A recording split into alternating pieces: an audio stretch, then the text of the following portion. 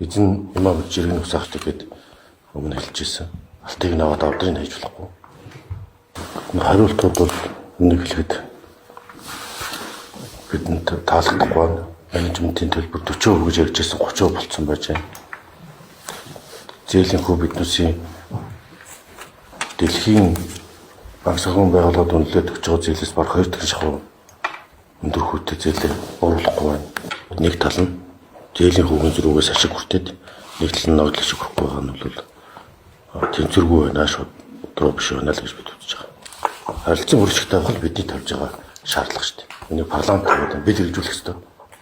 Тэр нь бол хамгийн гол нь шударга ус байгаад л Монголын ард түмч гэсэн парламент ч дуугдаж байна. Яагаад шударга ус вэ гэхээр дамжуулан зээлдэх хүүгийн зөрүүгээр ашиг олоод байна. Бид болохоор өөр үйлдвэрлээд байна. Гэдэг хамгийн гол асуудал яригдаад байна.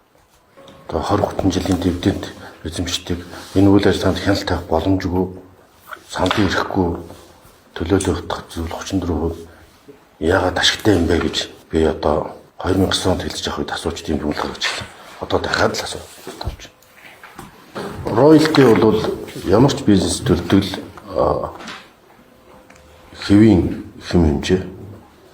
Харин манайх бол Эрдэнэт бусад үетэй харьцуулах юм бол ойлгохоо бол Эрдэнэтээс 4 дахин бага роялти төлж байгаа. Харин бид нар энэ 34% асуудлыг ярьж байгаа. 34% чинь өөрөө үйлдвэрлээд биднээс өрөнд оруулдаг юм өндөр хүүтэй зээлийн өөрөө үйлдвэрлэдэг механизм болчиход ногдол шиг чөхгүй энэ бүх үйл ажиллагаанд хяналт тавих болцоогүй мэдээлж авч чаддаг гэж байна шүү дээ. Ийм одоо 34% чинь биднэрт ямар ашигтай юм бэ гэж ард иргэд асууад байна. Парламент асууад байна.